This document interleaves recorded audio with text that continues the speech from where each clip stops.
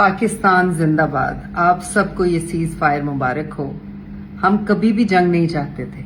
मैं हमेशा अमन की दुआएं करती हूँ इस पूरी दुनिया के लिए, लेकिन ये जो सिचुएशन पैदा हो गई थी और जिस तरह से इंडिया हमें टीज कर रहा था और हमारी अफवाज को टीज करके टेस्ट कर रहा था, और जिस तरह से हमारी अफवाज ने इतने सब्र का मुजाहिरा किया और इस अक्लमंदी का मुजाहिरा किया है, मैं उन्हें सलाम पेश करती हूँ।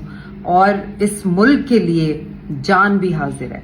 हमारी और इंडिया की आपस में जो अवाम का रिश्ता है और जो प्यार मोहब्बत है, उसकी कदर दिल में बहुत ज्यादा है हमारे। मगर जब मुल्क की सालमियत की बात आती है तो सबसे पहले पाकिस्तान, सबसे पहले मुल्क, और इस मुल्क के लिए हम अफवाज पाकिस्तान के साथ खड़े थे।